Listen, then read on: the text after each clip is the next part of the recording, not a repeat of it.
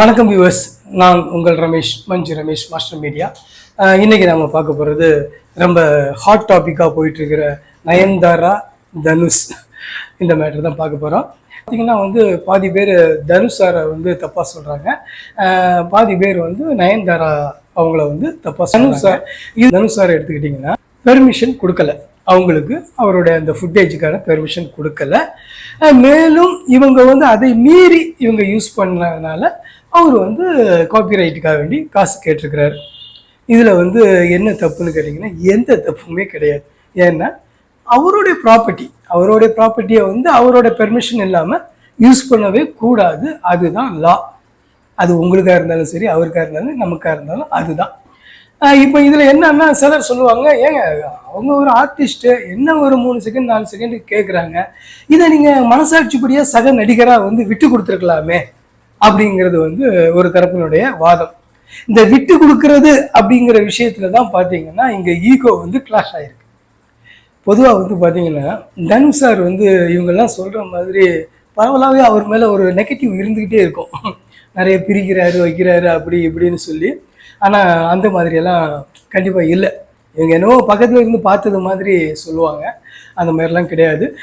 தனுஷ் சார்கிட்ட ஒரு ஹேபிட் இருக்குது. அந்த ஹேபிட் தனுஷ் சார்கிட்ட மட்டும் இல்லை, ஓவரால் இன்னைக்கு நிறைய பேர்கிட்ட இருக்குது. என்னன்னு கேட்டிங்கன்னா ரொம்ப சென்சிட்டிவ்.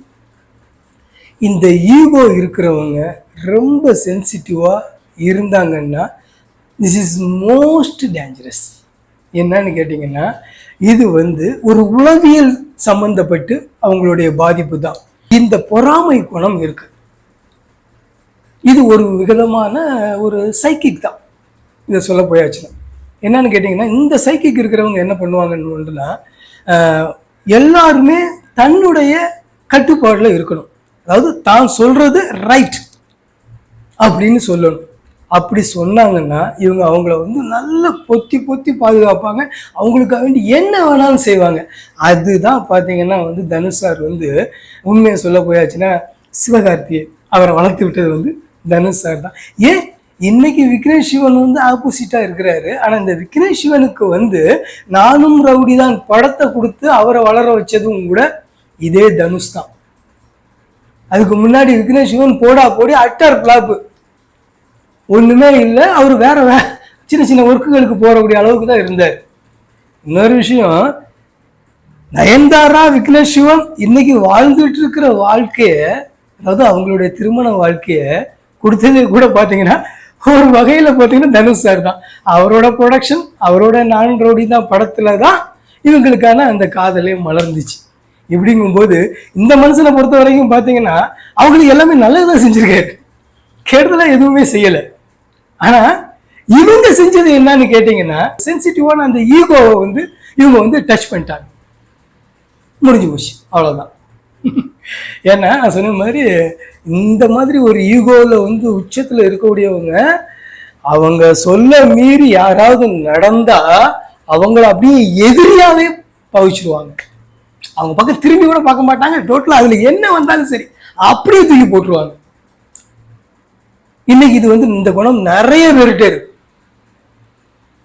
அந்த மாதிரி இவங்க அவருடைய அந்த அந்த ஈகோவை டச் பண்ணதுதான் இதனுடைய விஷயமே தவிர மற்றபடி அந்த மனுஷன் எதையுமே தப்பு பண்ணல. இவங்க சொல்றாங்க, நாங்கள் 2 வருஷமா அவர்கிட்ட இந்த பெர்மிஷனை கேட்டுட்டு இருந்தோம் அப்படின்னு. அதுக்கு முன்னாடி என்னாச்சு, 5 கோடின்னு பட்ஜெட் சொன்ன ஒரு படத்துக்கு, 400 கோடி தான் படத்துக்கு 17 கோடி பட்ஜெட்டை நம்ம விக்னேஷ் சிவன் டைரக்டர் இழுத்து விடுறாரு. அதில் தனுஷ் சாருக்கு மிகப்பெரிய வருத்தம். சரி, அதெல்லாம் முடிச்சு அந்த மனுஷன் அந்த படத்தையும் ரிலீஸ் பண்ணி ஏதோ அதை அவங்க சக்ஸஸ் ஆச்சு, படம் சக்ஸஸ் ஆச்சு, அதோடு முடிஞ்சிச்சு. அதுக்கப்புறம் நயன்தாரா மேடம் என்ன பண்ணாங்கன்னு கேட்டிங்கன்னா, விக்னேஷ் சிவன் நயன்தாரா இவங்க 2 பேருமே அப்படின்ட்டு அசால்ட்டாக அவரை விட்டுட்டாங்க. திருமணத்துக்கு கூட கூப்பிடல தனுஷ் சாரை அப்படின்னு சொல்லி எல்லாரையும் கூப்பிட்டாங்க. ஆனால் என்னன்னா வரவேணான்னு சொல்லி கூப்பிட்டாங்க, ஆனால் இன்வைட் பண்ணாங்க. தனுஷ் சாரை இன்வைட் கூட பண்ணல அப்படின்னு சொல்லியிருக்காங்க. அப்போ நான் சொன்னது மாதிரி தனுஷ் சார் நல்லது செஞ்சும் அவரை இவங்க அவாய்ட் பண்ணி அவரோட அந்த ஈகோ மறுபடியும் இது பண்ணியிருக்காங்க. இது மட்டும் இல்லை, அடுத்ததாக பார்த்தீங்கன்னா இன்னைக்கு பாருங்க நயன்தாரா மேடம் அவங்க வந்து 25 கோடி நெட்ஃபிளிக்ஸ்க்கு வந்து டாக்குமெண்ட்ரியை வந்து வித்திருக்காங்க. அப்போ இதனால லாபம் வந்து தனுஷ் சாருக்கா கிடையாது, நயன்தாரா விக்னேஷ் சிவன் இவங்களுக்கு தான் லாபம். அப்படிங்கும்போது இவங்க வந்து அதை முறைப்படி அவர்கிட்ட வந்து கேட்கணும். இவங்க வந்து இவங்க சைடில் ஈகோ பிடிச்சி நம்ம என்ன அவர்கிட்ட கேட்கறதுன்னு சொல்லி அவர்கிட்ட டைரக்டா அப்ரோச் பண்ணலைன்னு அவர் தனுஷ் சார் சைட்ல இருந்து அவங்க வந்து டைரக்டா என்ன அப்ரோச் பண்ணல, இவங்க இந்த மேனேஜர் மூலமாலாம் போயிருக்கிறாங்க. இது நான் சொன்ன மாதிரி தனுஷ் சாருக்கு இன்னும் காண்டாகி இருக்கும். ஏன்னா இவங்களுக்கு நல்லது தானே செஞ்சேன், இவங்க என்ன இவ்வளவு பெரிய ஆளா இருந்துட்டு நம்மகிட்ட வந்து அவங்க தேவைக்கு கூட நம்மளை வந்து ரொம்ப உதாசீனப்படுத்தி நம்மள்கிட்ட வந்து இந்த மாதிரி பண்றாங்களேன்னு சொல்லி அவருக்கு இன்னும் கோபம் அதிகமாகுது. அப்போ இதுல யார் தப்பு இருக்கு நீங்களே சொல்லுங்க. இப்போ எனக்கு தான் ஒரு விஷயம் வேணும், எனக்கு தான் தனுஷ் சார் மூலமா லாபம் அப்படின்னா ஏங்க நான் தான் ஈகோவை தூக்கி போட்டுட்டு அவர்கிட்ட போய் ப்ளீஸ் பண்ணி நம்ம கேட்கணும். இல்ல நான் ஈகோல அப்படியே இருப்பேன் ஆனா நீ கொடுத்துரு அப்படின்னா இது எப்படி? அப்படி யாரு பண்ணுவா சொல்லுங்க, இந்த காலத்துல அப்படி யாரு பண்ணுவா? அதுவும் நான் சொன்ன மாதிரி இந்த ஈகோல வந்து ரொம்ப சென்சிட்டிவா இருக்கிறவங்க வந்து பண்ணவே மாட்டாங்க. இதுதான் இங்க நடந்துச்சு. அப்படிங்கும்போது உள்ளபடி சொல்ல போயாச்சுன்னா உதவி செஞ்சும் கெட்ட பேர் வாங்கிட்டு இருக்கிறாரு இன்னைக்கு தனுஷ் சார். அப்புறம் நம்ம இவங்க விக்னேஷ் சிவன் நயன்தாரா மேட்ரு என்னன்னா, நயன்தாரா மேடத்தை பொறுத்த வரைக்கும் நான் சத்தியமா சொல்றேன், தனுஷ் சாராது இண்டஸ்ட்ரியில 2 பேரை வளர்த்து விட்டேன் இல்லை 4 பேரை வளர்த்து விட்டேங்கிறது அவர்கிட்ட ஹிஸ்ட்ரி இருக்கு. நயன்தாரா மேடம் கூட அவங்கள சும்மா சொல்லக்கூடாது. அவங்க வந்து பார்த்தீங்கன்னா நீங்கள் கூப்பிட்டீங்கன்னா ஆடியோ ஃபங்க்ஷனுக்கு அந்த மாதிரி ப்ரொமோஷன்ஸ்க்கு இதெல்லாம் கூப்பிட்டீங்கன்னா உடனே வந்துடுவாங்க, வாய்ப்பே கிடையாது. அவங்க எந்த படத்துக்குமே அவங்க நடித்த படத்துக்கு ப்ரொமோஷனுக்காக ஆடியோவுக்கோ எதுக்கோ வர சொன்னால் கூட அவங்க வரமாட்டாங்க. அவங்க கேரக்டர் அதுதான். சரி ரைட் ஓகே, அது அவங்க கேரக்டர் அவங்களோட இது அவங்களோட பர்சனல் இதெல்லாம் நமக்கு தேவையே இல்லை. ஆனால் நல்லது செஞ்ச ஒரு தனுஷ் சாரை இவ்வளவு தூரத்துக்கு உங்கள் லாபத்துக்காக வேண்டி அவரை இவ்வளவு தூரத்துக்கு டேமேஜ் பண்ண வேண்டிய அவசியமே கிடையாது. நீங்க கொடுக்குற அந்த வார்த்தைகள், அந்த ஜெர்மன் வார்த்தைகள்லாம் பார்த்தீங்கன்னா அதாவது ரசிக்கிறவர், அடுத்தவங்க துன்பத்தை பார்த்து ரசிக்கிறவர் அப்படின்னு. அடுத்தவங்க துன்பத்தை பார்த்து ரசிக்கிறது தான் இன்னைக்கு நிறைய பேர்.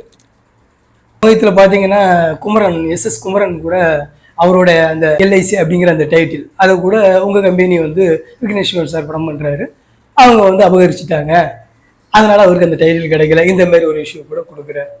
ஸோ நல்லது கெட்டது எல்லாருமே செய்கிறாங்க. என்னன்னா யார் ஜாஸ்தி செய்கிறாங்க யார் கம்மி செய்கிறாங்க இதுதான் இங்கே லைஃப்பில் நடந்துட்டு இருக்கு. எல்லாருமே வந்து பயங்கரமான நான் பயங்கர உத்தமன் அப்படின்னு சொல்லிக்கிறதுக்கெல்லாம் இங்கெல்லாம் வந்து ரொம்ப ரேர். அந்த மாதிரியெல்லாம் இருந்துச்சுன்னா அது 1-2 பேர் இருக்கலாம், இல்லைன்னு நான் சொல்ல மாட்டேன். தனுஷ் சாரை பொறுத்த வரைக்கும் என்னன்னா, நான் சொன்ன மாதிரி அந்த ஈகோ அது வந்து குணாதிசயம், அதை மாற்றவே முடியாது. நான் சொன்ன மாதிரி இன்னைக்கு நிறைய பேர்கிட்ட இருக்கு. ஆனால் இப்படிப்பட்டவங்க அவங்களுக்கு எஸ் சொல்லிக்கிட்டே அவங்கள்ட்ட வந்து சார் நீங்கள் சொல்கிறது கரெக்ட் சார் கரெக்ட் சார்னு சொல்லி பாருங்க, அவரை விட மேலே கூட வளர்த்து விடுவாங்க. அந்த மாதிரி ஒரு குணமும் இந்த மாதிரி ஈகோ இருக்கிறவங்கள்ட்ட அந்த மாதிரி ஒரு நல்ல குணமும் இருக்கும். அதனால மேடம் நீங்கள் வந்து இவ்வளோ தூரத்துக்கு அவரை குற்றம் சொல்ல வேண்டிய அவசியம் கிடையவே கிடையாது. அவங்கள டேமேஜ் பண்ணுறது இதெல்லாம் வந்து டோட்டலி ராங். ஓகே பாய், இதுதான் நம்மளுடைய நிலைப்பாடு. So all is well. Thank you.